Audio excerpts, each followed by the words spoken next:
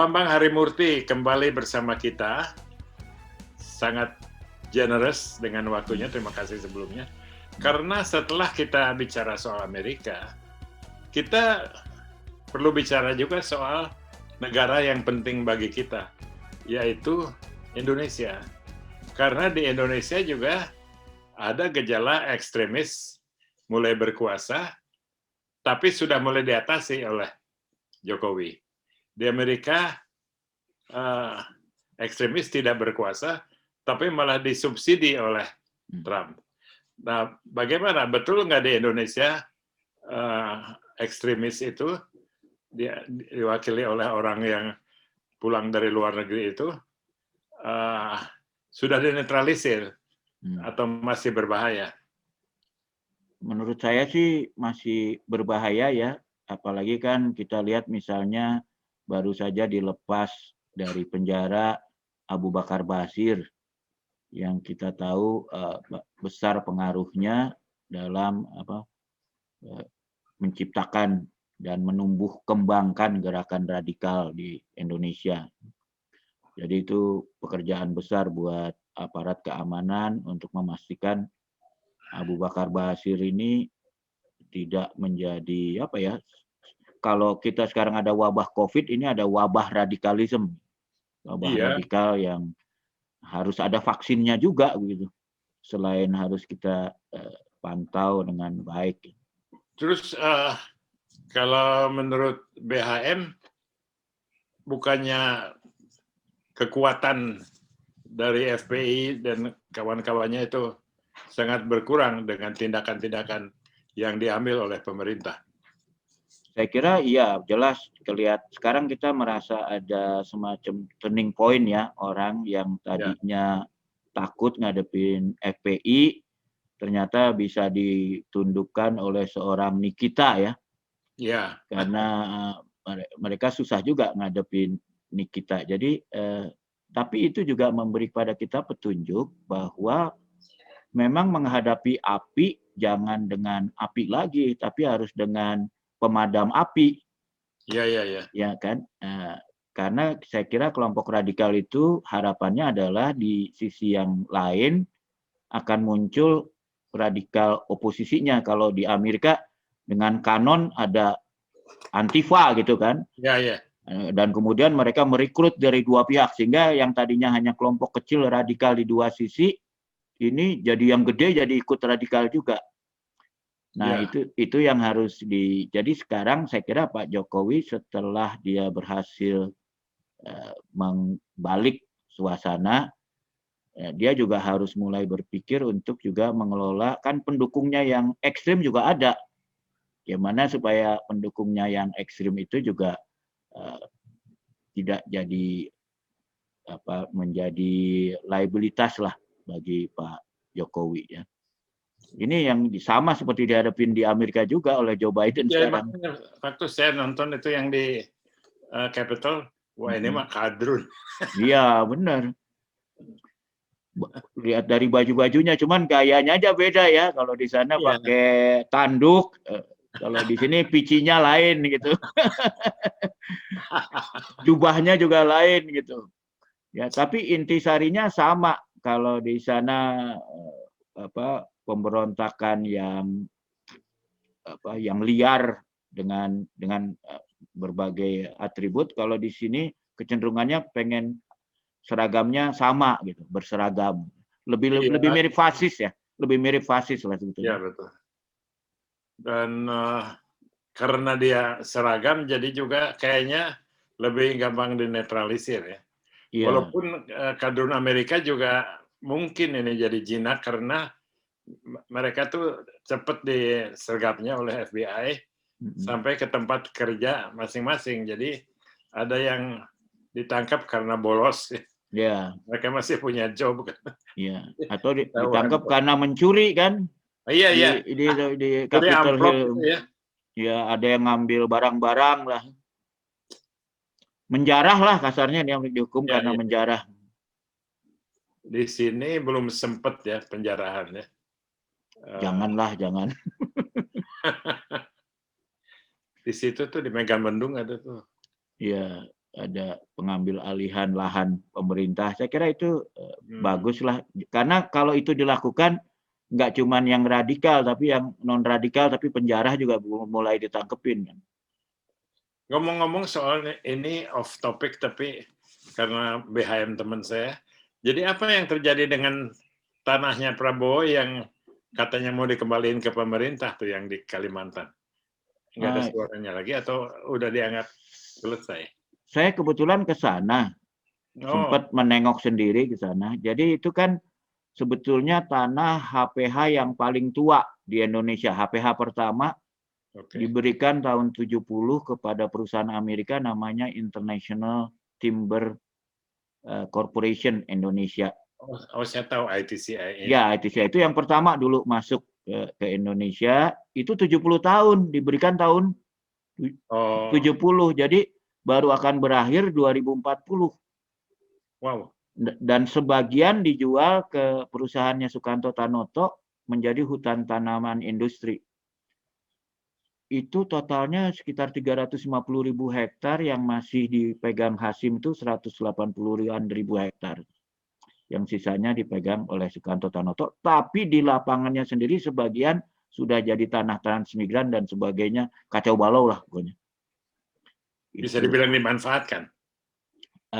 Ya bisa dibilang. Dan tapi saya terakhir ke sana sih kayaknya, Pak, kalau sebetulnya kan kalau HPH itu kan hak atas pohon-pohonnya ya, untuk ditebang. Tapi kelihatannya ketika ini mau dijadikan ibu kota baru, dari perusahaannya Hasim itu ingin menjaga tetap hutannya, mereka ingin jual air dan listrik.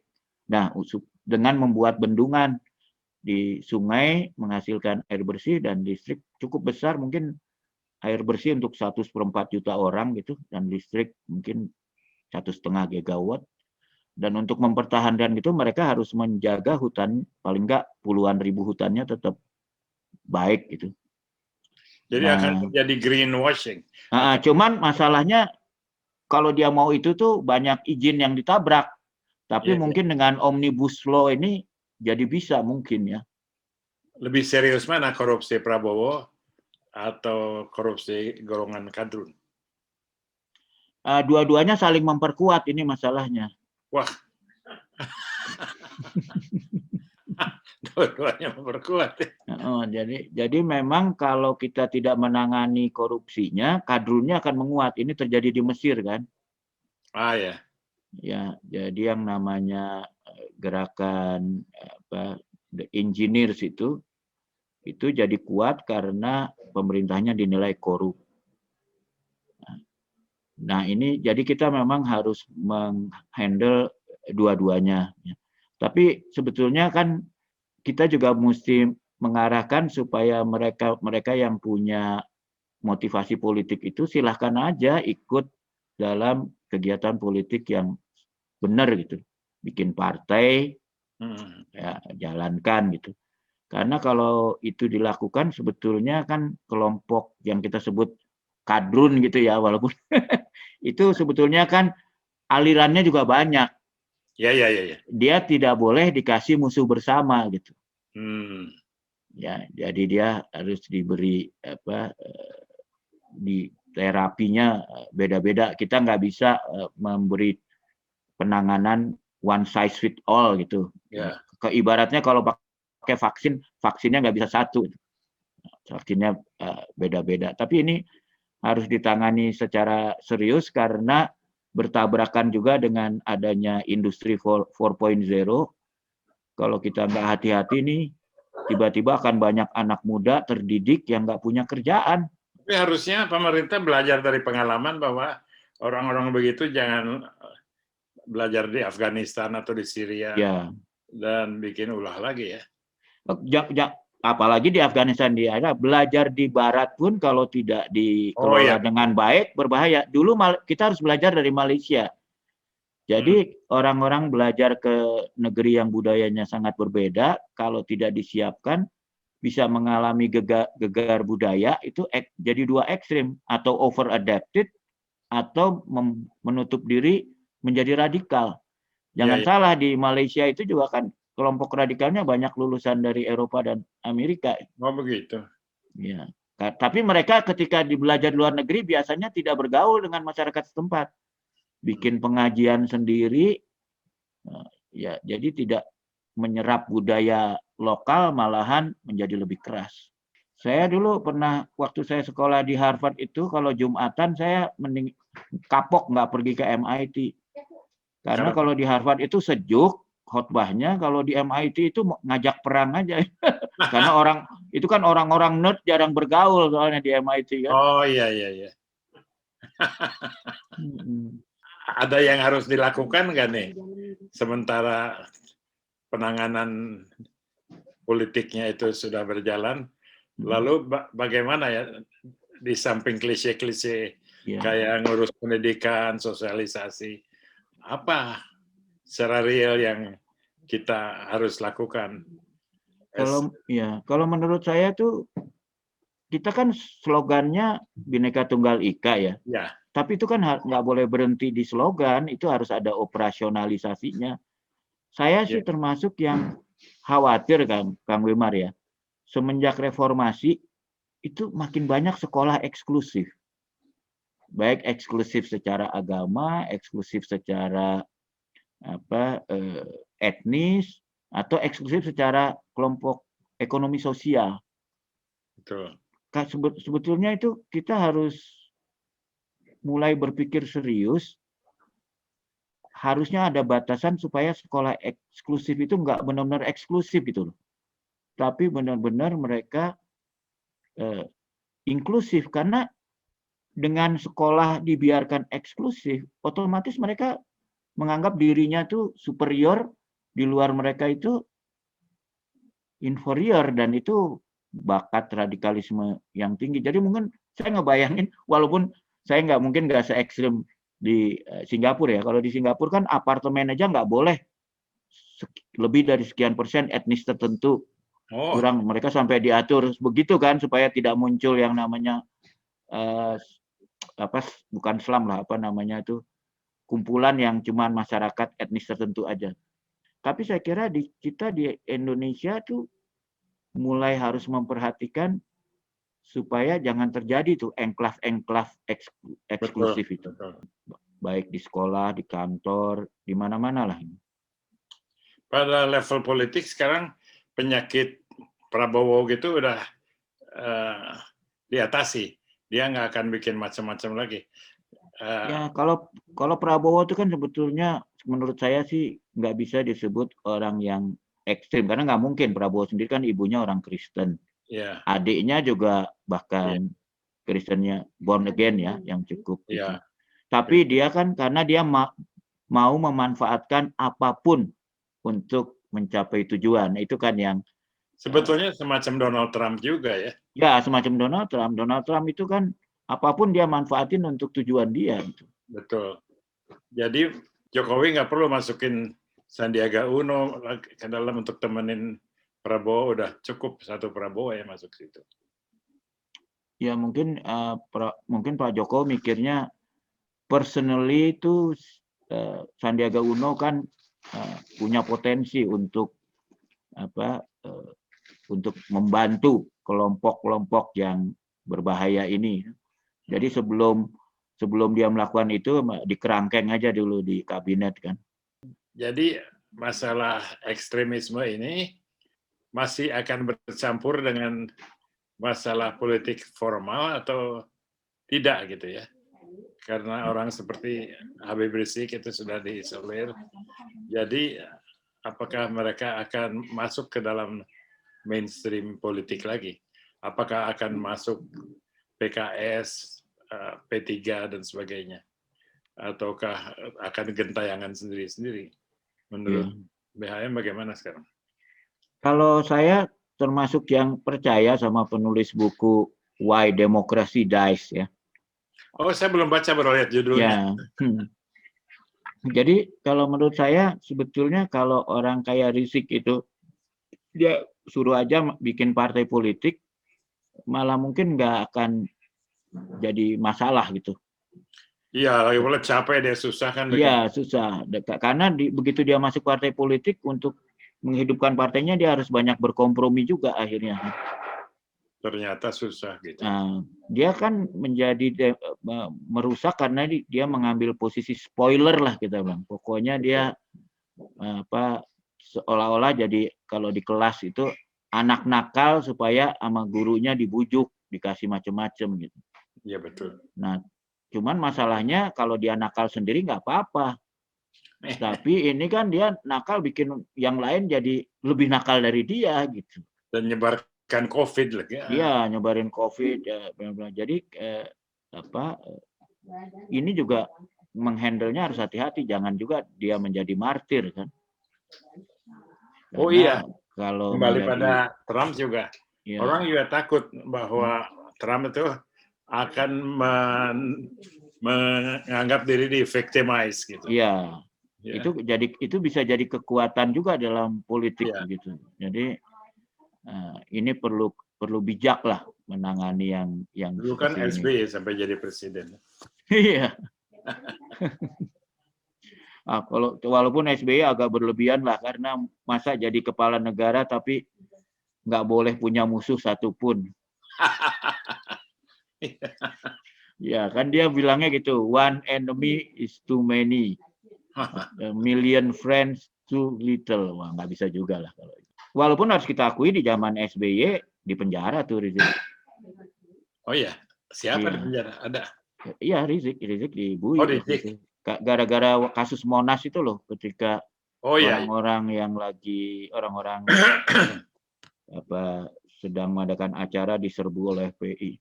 Termasuk teman kita Syafi'i itu digebugin pakai bambu. Waduh, Syafi'i siapa ya? Syafi'i Ma'arif itu yang dulu Pemret Umat. Oh, itu kan moderat kan Umat itu? Ya. Iya. Dia ikut acara mendukung pluralisme itu terus digeruduk oleh FPI dengan Munarman. Kalau Munarman itu aslinya ekstremis atau politician? Ya, menurut saya sih dia memang orang yang selalu di kutub ekstrim ya, karena tadinya kan di Kontras. Iya, Kontras di LBH dulu kan. Iya, Kontras, terus tiba-tiba dia menyeberang menjadi Panglima FPI, yang kebalikannya dari LBH kan. Betul.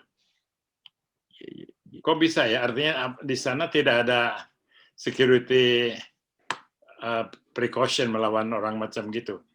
Diterima sebagai orang.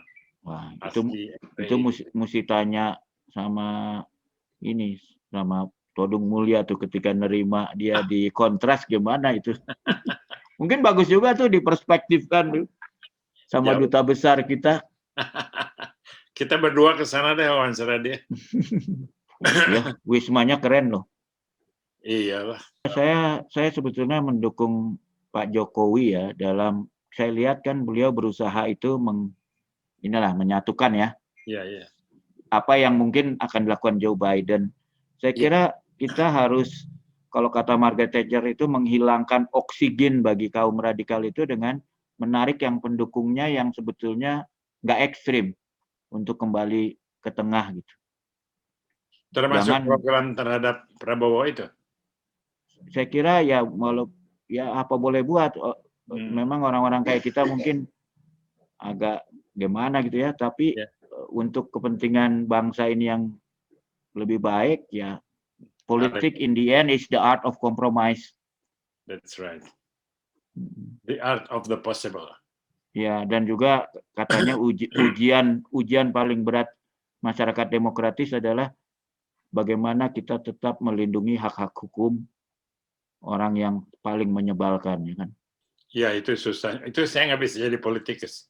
Kalau saya kerjanya nangkepin orang yang menyebalkan. Ya itu. Nah, tapi perspektif itu sebetulnya kan mengarah ke arah sana juga.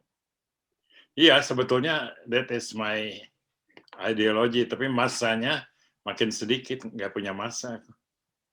Ya, karena sekarang kita lagi mengarah ke ekstrim. Nanti kalau berhasil nih programnya Pak Jokowi, masa perspektif akan menambah juga.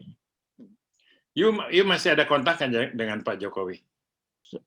Semakin ke sini sih seperti biasanya, saya tuh kan dengan yang berkuasa Jauh ya? dekat, dengan saat awal-awal, makin lama menjauh, nanti kalau udah nggak berkuasa lagi, mendekat lagi.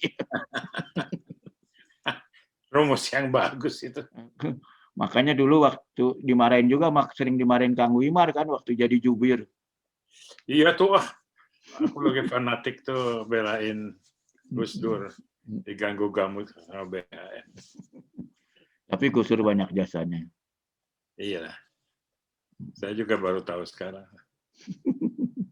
Nggak gampang juga loh ngedampingin Gus Dur. Iya. Yang paling Bukan nggak gampang, sangat sulit. sangat sulit. Soalnya nggak sampai pikiran kita. Betul, betul. Ya, kita kangen sama Gus Dur nih untuk ngadepin yang radikal-radikal ini. Iya, paling dia bilang buat apa repot-repot gitu. Ada aja rumusnya dia. Iya. Very smart guy. Iya.